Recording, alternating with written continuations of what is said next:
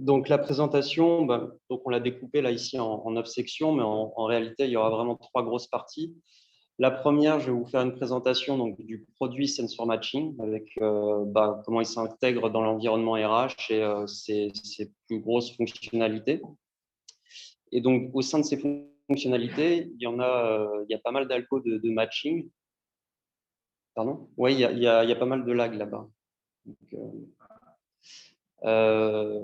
il y a des algorithmes de matching NLP. Et là, donc, ça sera à l'image parce qu'à la main à l'image qui va vous les présenter. Puis après, on va regarder ce que ça donne sur des cas pratiques avec une petite démo. Donc, la mobilité interne en quelques chiffres. Alors, c'est quelque chose en fait il y a une tendance en ce moment, c'est que les salariés, les collaborateurs, ce qu'on a observé à travers des enquêtes, c'est que c'est très rare de voir une personne qui reste des années au sein d'un même poste. Il y a beaucoup d'envie de bouger, de découvrir des nouveaux jobs avec des nouvelles compétences, qui requièrent des nouvelles compétences. Donc, pour remplir ce besoin, il y a un peu deux solutions, hein. Soit vous restez dans votre société et puis vous évoluez au sein de la société, donc vous faites de la mobilité interne, soit vous changez de boîte. Bon, en fait, on se rend compte que la mobilité interne, c'est demandé sur les deux parties, à la fois pour les entreprises, parce que déjà, ça fait des gains de coûts et de temps sur tout ce qui est recrutement. C'est beaucoup plus sécurisant de prendre quelqu'un qui est déjà chez vous pour le faire évoluer plutôt que de prendre le risque de recruter quelqu'un d'extérieur. Donc, c'est moins coûteux. Et puis, il y a l'image entreprise aussi qui est vachement valorisée parce que vous faites en sorte que vos salariés évoluent, ils vont vers les aspirations qu'ils vous ont partagées sur des nouveaux métiers où ils vous ont dit moi, j'aimerais bien aller sur ces nouveaux types de compétences, etc. Donc, vous leur offrez l'opportunité d'évoluer. Donc, c'est très gratifiant pour eux. Et puis, du coup, en contrepartie, il y a beaucoup d'investissements. Les salariés sont beaucoup plus motivés. Donc, il y a des gains aussi de performance et de rétention des talents. Donc, voilà. Donc, la mobilité interne, c'est tout bénef. Par contre, c'est pas simple, la mobilité interne. Alors, déjà, il y a un besoin de centralisation de la donnée parce que, par exemple, si vous avez deux départements, il y en a un à votre droite, il y a quelqu'un qui est en CDD, qui finit bientôt son contrat CDD, et on ne peut pas, dans ce département-là, lui proposer une offre pour poursuivre au sein de votre entreprise. Et vous avez un département à gauche qui, lui, par contre, a une offre qui va sortir et qui pourrait tout à fait correspondre à cette personne-là qui était à droite. Bon, faut les faire parler, ces départements droite et gauche. Et c'est pas toujours simple. Il y a des cas concrets quand on discute avec certaines entreprises, ils nous font part justement de ce genre de situation. Aujourd'hui, c'est un challenge finalement même un cas tout simple comme ça. Donc, il y a un besoin de communiquer toutes les informations au sein de votre entreprise. Donc, il y a des offres d'emploi, mais on va voir aussi que nous, on sait traiter tout un tas d'autres documents, des descriptions de formation, des entretiens annuels, etc., pour faire vivre votre donnée. Il y a aussi un besoin d'avoir une visibilité très claire et très bonne de comment se répartit en fait votre staff, parce que pour savoir que cette personne qui était dans le département de droite, elle correspond à l'offre qui va sortir à gauche, finalement, il faut savoir quelles sont les compétences qu'elle maîtrise, quelles sont ses aspirations aussi. Est-ce qu'elle veut bien aller sur cette offre qui est à gauche? Donc ça, c'est un cas aussi qui n'est pas forcément simple. Je sors souvent la petite histoire là, qu'on nous a partagée sur un autre meetup. Il y a une grosse société qui nous a dit, qui ouvrait en fait une filiale au Japon. Et ils nous ont dit, du coup, on cherchait des collaborateurs qui savent parler japonais, quoi. Ça paraît simple comme ça, mais en fait, ils avaient une masse de collaborateurs assez importante. Ils ont mis plus de 3 mois à constituer leur team qui sait parler japonais. Voilà. Et puis donc, il y a quand même aussi un vrai challenge, c'est que aujourd'hui, le marché de l'emploi, c'est quelque chose qui est très mouvant. Et donc, pour satisfaire en fait les objectifs de carrière et faire des ponts entre les métiers pour vos collaborateurs, il y a un vrai besoin de bien connaître et de bien savoir cartographier tout le marché de l'emploi. Parce que nous, ce qu'on cherche à faire, c'est pas forcément de mettre un data scientist sur un poste de data scientist. Si on voit que le data scientist, il lui manque pas grand-chose pour aller sur data ingénieur, on prend cet exemple parce que ça nous parle, et qu'il lui manque une petite compétence, bah, ça serait dommage de potentiellement pas lui proposer ce job-là, alors que ça se trouve, c'est quelque chose dans lequel il s'épanouirait complètement, qui remplirait ses vocations d'évolution. Donc, bah, pour savoir comme ça faire des ponts, bah, il y a besoin d'avoir un référent. Et ça, bah, c'est quelque chose qui n'est pas simple parce que, bah, encore hein, dans nos métiers là, de data, bon, le métier de data scientist il y a 10 ans, c'est plutôt le même qu'aujourd'hui. Voilà. Alors, comment on cherche à traiter tout ça? Nous, donc, il y a, dans le produit, il y a 3 features phares. On décrit ici. Donc, on commence par un profil numérique. Alors, ce qu'on appelle profil numérique, il faut vraiment le voir comme un passeport, un passeport professionnel. C'est quelque chose qui va en fait représenter ce que vous êtes d'un point de vue professionnel. Alors quand on dit ce que vous êtes, ça commence par exemple avec son initialisation, c'est via un CV très souvent, parce que quand vous arrivez dans une boîte dans laquelle vous avez candidaté, ça se fait encore beaucoup via le CV. Hein. Donc le CV, c'est ce qui vous représente à l'instant T quand vous êtes recruté. Donc, il y a un besoin. Donc, une fois qu'on a le CV, nous, ce qu'on cherche à faire, c'est d'extraire toute l'information qui est pertinente dans le CV, ce que vous avez fait comme formation, vos expériences passées, les compétences que vous maîtrisez aujourd'hui, etc. Donc, ça, on arrive à le catcher. Bon, si vous n'avez pas de CV, on sait faire aussi avec un petit formulaire ou via votre LinkedIn.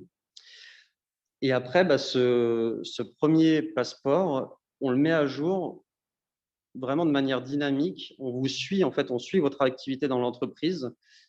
Si vous avez suivi une formation en Python et que vous n'aviez pas Python dans votre premier profil numérique, on va le mettre à jour. Il va s'updater de manière automatique.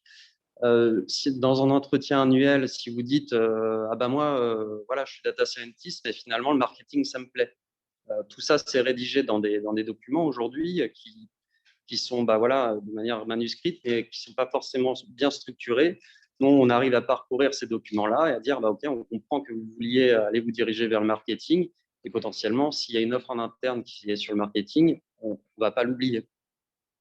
Donc voilà, vous vivez votre vie dans l'entreprise et en fait, tout ça, votre profil numérique, votre passeport numérique se met à jour de manière automatique.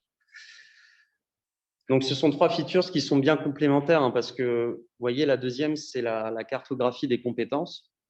Donc ça, c'est quelque chose qui est très demandé aussi, c'est ce dont on parlait tout à l'heure. Si vous voulez savoir qui parle japonais, faut avoir une vision très claire de tous vos collaborateurs, quelles sont leurs compétences. Et donc ça, on le transcrit via une cartographie des compétences.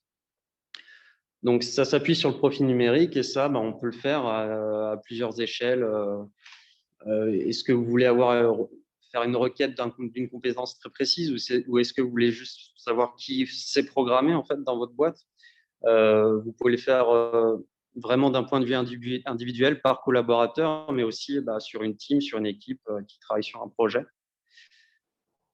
Voilà. Et puis la troisième feature, ça, c'est ce dont je vous parlais tout à l'heure, c'est qu'on construit en fait un référentiel dynamique des métiers et des compétences pour toujours être à jour et pour être capable de catcher que data scientist aujourd'hui, ça demande peut-être davantage savoir maîtriser les mises en prod sur du cloud, par exemple.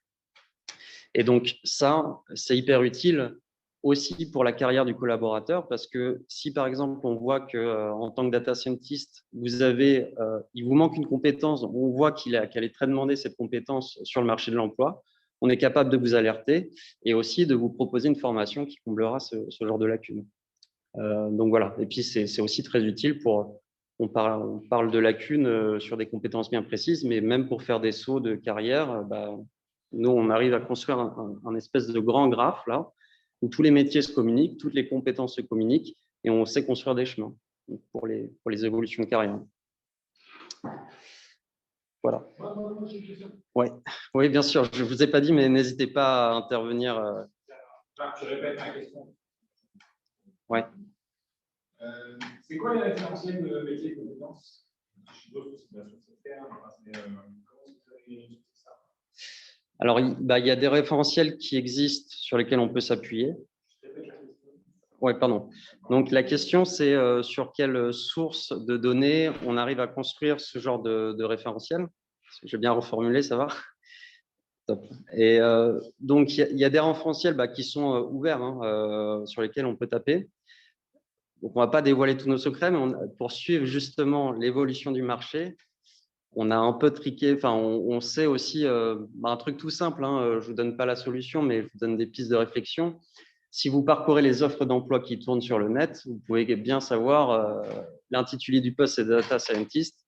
Si vous en recevez 1 million d'offres Data Scientist qui sont sorties sur la semaine, vous pouvez bien construire le profil du Data Scientist et les compétences qu'il requiert aujourd'hui.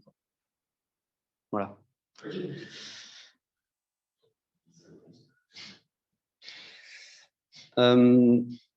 Donc aujourd'hui, Sensor Data, on a construit, on a pas mal travaillé là depuis 2 ans, plus de 2 ans même sur la R&D, sur le NLP.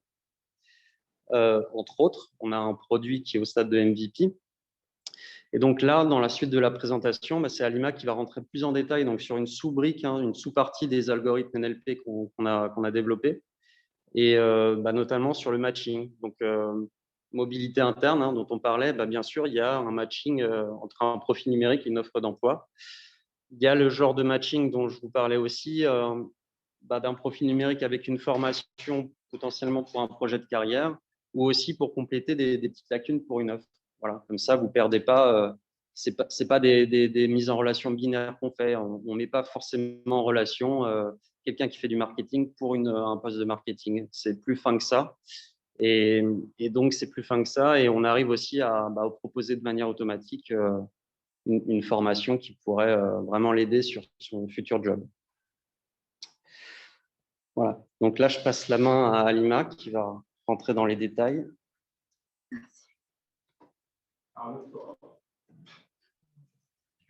Ouais. Donc, moi, je vais vous parler principalement des algorithmes de matching, donc comment ça fonctionne.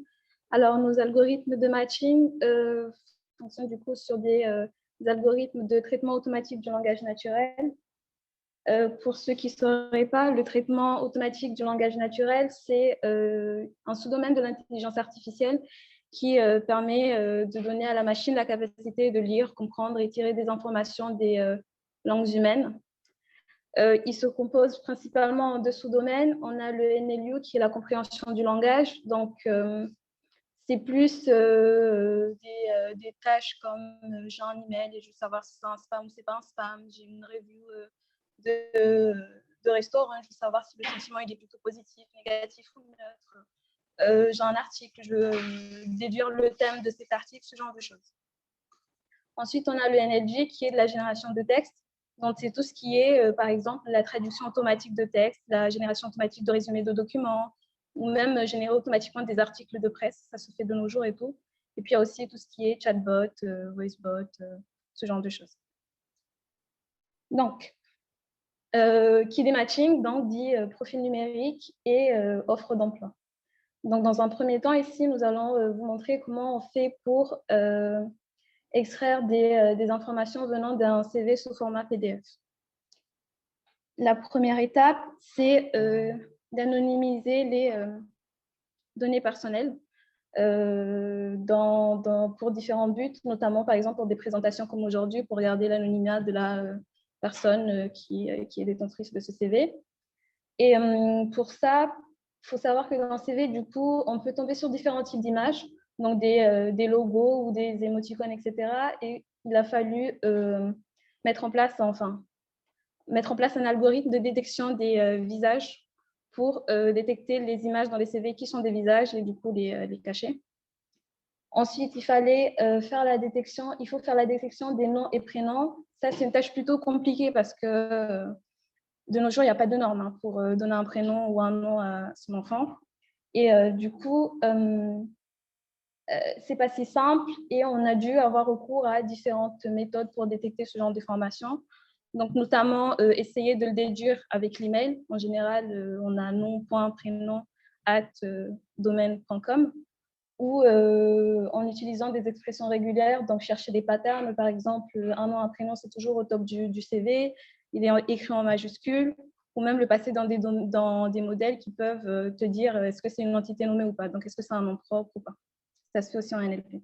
Donc, on utilise ces différentes méthodes et par un système par vote, on peut retrouver l'élément qui gagne le plus de points comme étant le nom et le prénom. Et du coup, ça permet d'anonymiser le CV. Et pour tout ce qui est email et numéro de téléphone, bah, ça, c'est plutôt simple. Hein. C'est comme je disais tout à l'heure, un email, c'est un pattern. Quelque chose, quelque chose.com. Par exemple, le numéro de téléphone, bah, c'est un pattern aussi. Donc, voilà. Une fois qu'on a fait ça, on passe du coup à l'extraction des différents blocs du PDF. Alors, le PDF, il faut savoir que c'est un document structuré visuellement, sauf que les outils qui nous permettent d'extraire les textes des PDF ne retournent que des listes de textes avec les couleurs, la position et tout. Et du coup, c'est à nous en fait de reconstruire les différents blocs. Du coup, pour faire ça, en fait, on a des mots-clés déjà de base pour reconnaître les titres de section, par exemple. Donc, pour exprimer la section expérience, il n'y a pas de manière de le faire. Donc, on sait plus ou moins quels sont les mots-clés qu'on utilise. Pareil pour la formation, les centres d'intérêt, etc.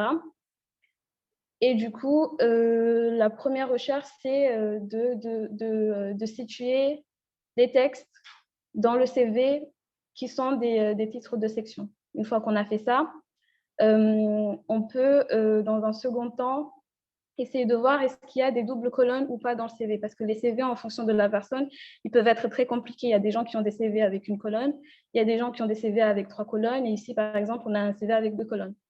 Donc, pour trouver la délimitation entre 2 colonnes, par exemple, on compare les positions X2, donc la fin de la phrase, d'une phrase se trouvant sur la même ligne qu'une autre. Et si en fait la fin et le début a une marge de différence assez longue, on peut déduire qu'en fait c'est 2 colonnes différentes. Et une fois qu'on a fait ça, bah, c'est assez simple. Hein, c'est attribuer chaque élément à l'intitulé du dessus. Donc ici, j'aurai University of North Florida, bah, c'est dans formation. Ça, c'est celle du dessus, donc expérience. Et celle qui n'aura pas de section, bah, c'est l'en-tête. Donc, c'est là où on peut trouver les infos comme le job title, le nom des fois, et puis le contact, par exemple.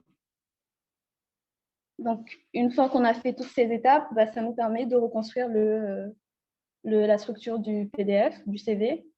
Donc, ici, par exemple, on voit bien qu'on a retrouvé le bloc expérience, le bloc formation, centre d'intérêt, les compétences, personnalité, etc. Et tout est dans le bon ordre. C'est important du coup parce que par la suite, on veut extraire les différentes informations qui sont dans le CV, telles que les formations, les expériences que la personne a eues, ses compétences et tout. Et c'est très important d'éviter d'extraire du bruit dans des sections qui ne nous intéressent pas. Donc, une fois qu'on a identifié les sections, on peut faire l'extraction des job titles, formations, expériences et tout, qui fonctionnent plus ou moins de la même manière. Donc, comme j'ai dit précédemment, quand on nous retourne le texte, on a la couleur, on a la taille du texte, on sait si c'est en gras ou pas. Et donc, par exemple, on peut déduire où est-ce que j'ai l'intitulé de mon expérience. Une fois que j'ai ça, pour détecter, par exemple, les intitulés d'expérience, j'ai des job titles qui sont plutôt génériques que je connais. J'essaie de les détecter dans la phrase. Et ensuite, pour construire le job title intégralement, ce que je fais, c'est que je le reconstruis à gauche et à droite avec les mots qui l'entourent. Si ces mots, je les reconnais comme étant des professions, des compétences, des seniorités, etc. Donc, par exemple, ici, j'ai détecté développeur. Je l'ai incrémenté avec ingénieur Java. Là, je tombe sur un mot, par exemple, que je n'avais pas dans ma base de données JEE, mais je sais que web et junior, je l'ai. Ce sont des informations pertinentes. Donc, en fait, je veux prendre le tout et j'ai un job title complet pour la suite. Et du coup, en faisant ça, on extrait les intitulés de formation et on peut faire la même chose, par exemple, pour les intitulés d'expérience. On peut faire la même chose pour les formations. Je sais que j'ai master et puis je peux incrémenter à gauche, à droite en fonction des domaines, compétences, ce genre de choses. Donc, une fois qu'on a extrait tout ce qui est expérience, formation, c'est important aussi de pouvoir connaître la durée, par exemple, d'une expérience pour pouvoir la comparer par la suite à la durée d'expérience demandée par l'offre et pour mieux matcher le candidat. Donc, ça peut se faire assez facilement si, par exemple, je la déduis du nom du diplôme. J'ai master, je sais qu'un master, en général, c'est fait en 2 ans et c'est un bac plus 5. Donc, c'est facile à déduire. Des fois, pour une expérience, c'est soit j'ai 2005-2008 data scientist, donc c'est écrit sur la même ligne, et du coup, c'est facile à déduire que la durée de cette expérience, c'est telle. Des fois, quand on a des CV multicolonnes, on est obligé d'utiliser la position X et Y pour trouver l'élément en tête le plus proche, l'intitulé le plus proche avec des distances et tout. Donc, une fois qu'on a fait ça, ben, on a un CV dans lequel on a extrait toutes les informations qui nous intéressent. Et ce qu'on a fait, c'est qu'on a essayé de s'évaluer par rapport à la concurrence sur les différentes extractions qu'on fait. Donc, on a annoté manuellement des centaines de CV et on les a fait passer à la moulinette dans les outils de concurrents VSS, ce qu'on fait nous, et ce qui nous permet, par exemple, d'obtenir des scores tels que ceux-là. Par exemple, pour le titre du CV, comme on essaie de le construire entièrement, on arrive à des performances de 76%, contrairement à la concurrence. Et voilà. Est-ce que jusque-là, c'est clair? Super.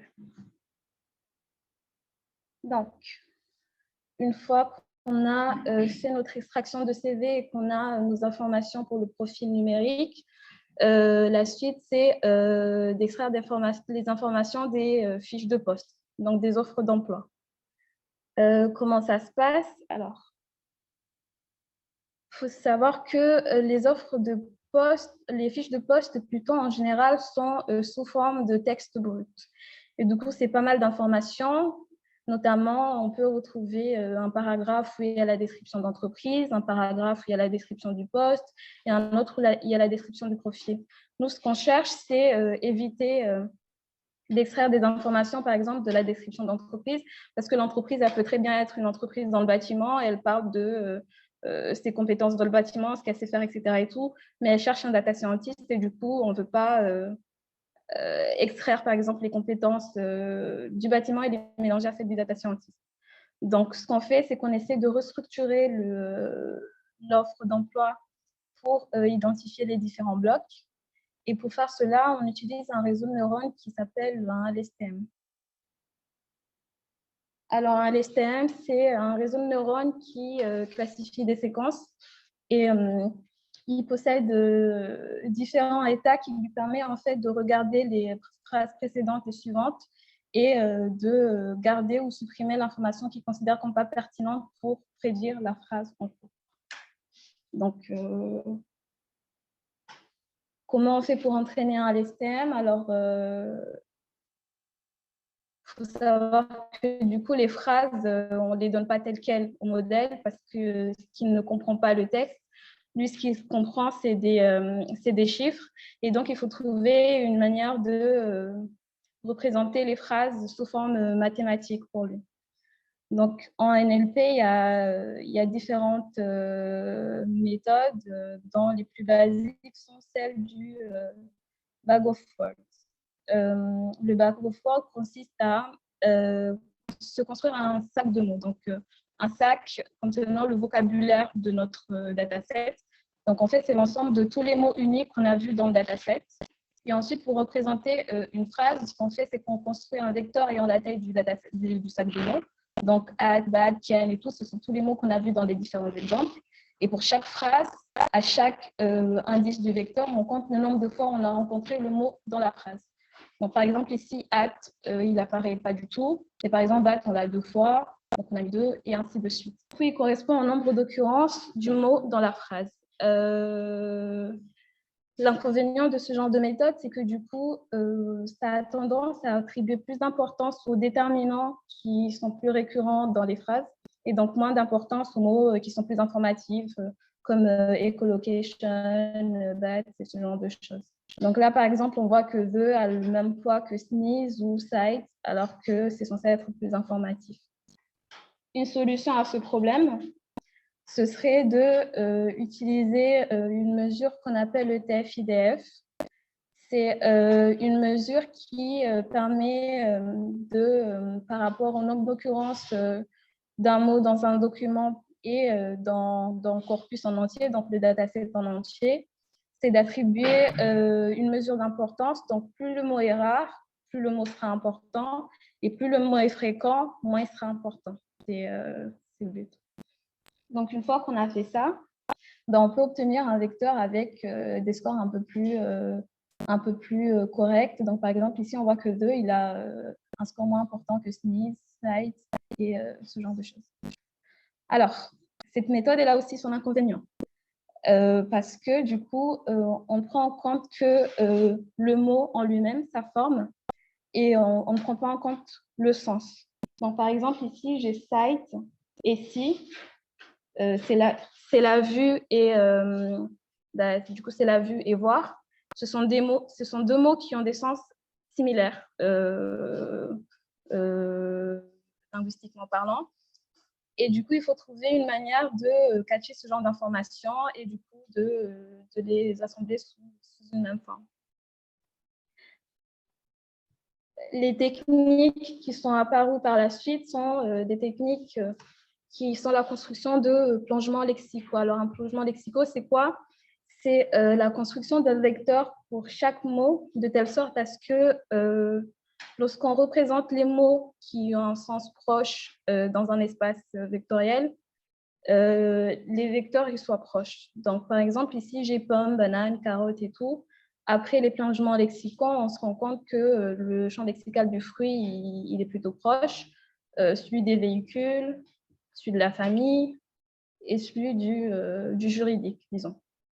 Sauf que, pareil, elle a son inconvénient, c'est que comme la représentation du mot elle est plutôt fixe, le mot comme avocat qui est ambigu, qui peut être à la fois un fruit ou la personne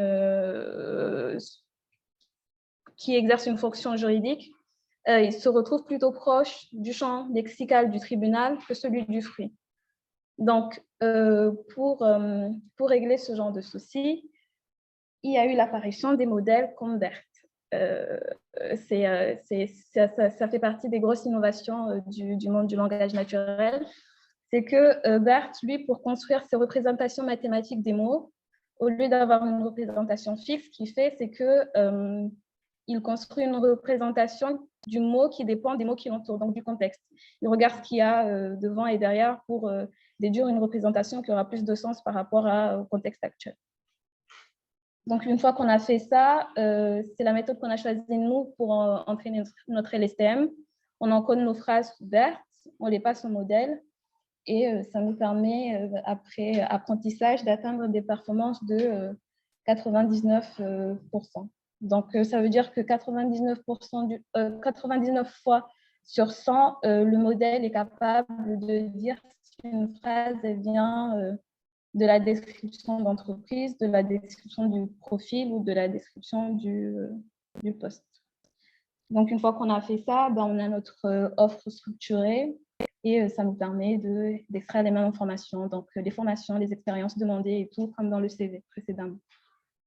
Et du coup, une fois qu'on a extrait les différentes informations provenant du CV du collaborateur et qu'on a une fiche de poste, pour faire le matching, en fait, on compare une à une les différentes sections extraites, disons. Donc, j'ai le nom de la profession du collaborateur contre celle demandée par la fiche de poste, à quel point elles sont similaires, les expériences, tout en prenant en compte aussi le niveau d'expérience demandé.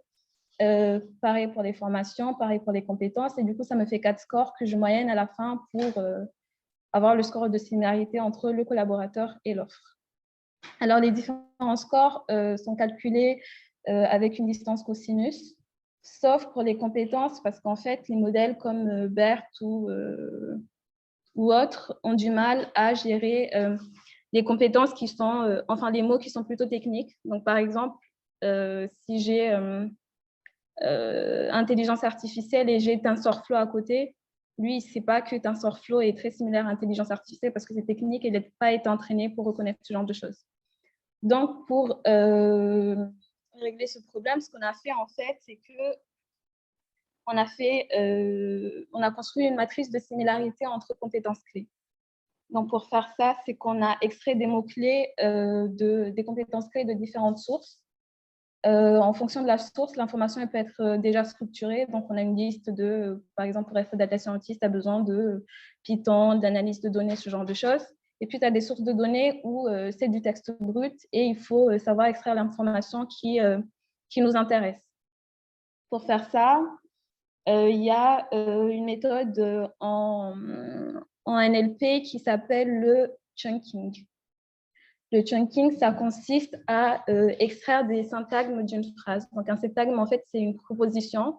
Donc, en fait, c'est un groupe de mots à l'intérieur de la phrase qui se suit et qui forme à lui seul un sens. Donc, pour un peu visualiser ça, je fais un petit arbre. Et par exemple, la phrase, comme c'est une phrase contenant un verbe, c'est un syntagme verbal par nature. Et ensuite, on peut la découper en différents syntagmes. Donc ici, on a un syntagme nominal qui est un phénomène inné. Et là, on en a un autre qui est acquisition du langage naturel, par exemple. Et donc, en fait, ce qu'on a fait, c'est qu'on a passé ces phrases à un modèle de chez Spacey qui nous permet de reconnaître les catégories grammaticales des mots. Donc, en fait, c'est un modèle qui a été entraîné sur un dataset français, French Sequoia, qui a été annoté. Et donc, dans ce dataset, on peut trouver des informations telles que la catégorie du mot, sa fonction dans la phrase, est-ce qu'il est sujet, COD, ce genre de choses. Et puis, pour chaque mot, les dépendances entre lui et les autres éléments de la phrase. Donc, on passe nos phrases à ce modèle et lui, il nous sort en sortie la catégorie grammaticale de chaque mot. Donc, il me dit que le, c'est un déterminant, acquisition, c'est un nom et tout. Et une fois que j'ai ça, je peux faire une recherche de pattern pour extraire un pattern précis. Par exemple, ici, je lui dis que, bon, je ne vais pas expliquer la regex en entier, mais l'idée, c'est de m'extraire tous les syntagmes nominaux qu'il peut trouver, les plus longs. Donc, en fait, il aurait pu m'extraire un langage naturel tout court, mais il s'est rendu compte qu'il y avait acquisition du langage naturel, donc il m'a extrait le tout. Et pareil pour phénomène inné, etc.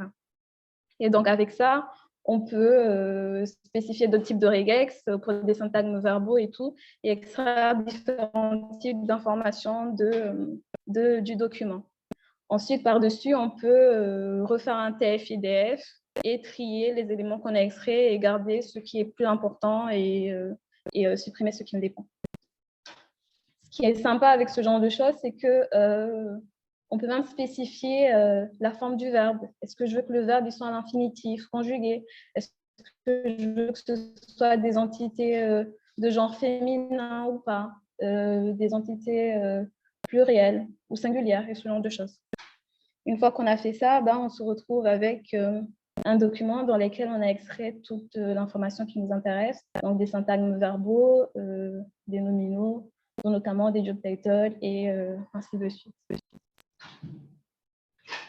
Une fois qu'on a fait ça et qu'on a notre dataset de mots-clés qu'on a extrait de toutes nos sources de données, ce qu'on fait pour calculer la similarité entre eux, c'est qu'on fait un jacquard. Alors, le jacquard, c'est juste regarder le nombre de documents en commun où il y a les deux mots-clés qui apparaissent par rapport au nombre de documents où il y a au moins un des deux qui apparaît.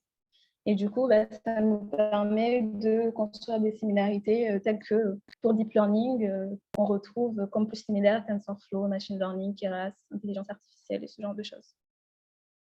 Du coup, avec cette matrice de similarité, ça nous permet de, par exemple, lorsque dans l'offre, la personne elle demande Deep Learning, mais que le mec, lui, il a mis dans son CV TensorFlow, on soit capable de dire que quand même, c'est similaire. S'il fait du TensorFlow, c'est qu'il sait faire du Deep Learning et tout. Donc, juste une question, je passe au suivant, une question de Marc. Oui.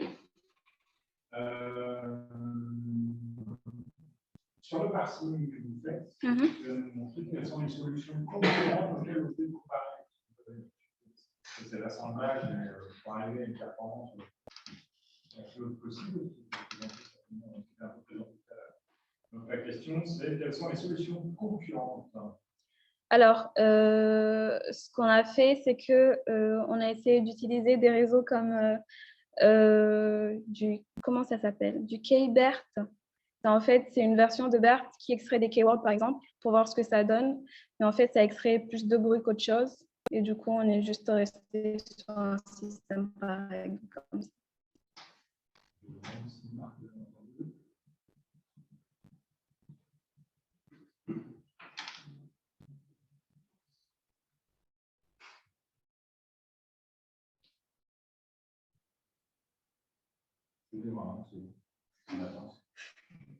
Ok, merci Morane.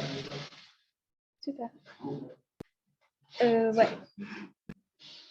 Du coup, comme je disais précédemment, pour traiter les compétences, en fait, on ne le fait pas avec BERT, mais on utilise la matrice construite précédemment.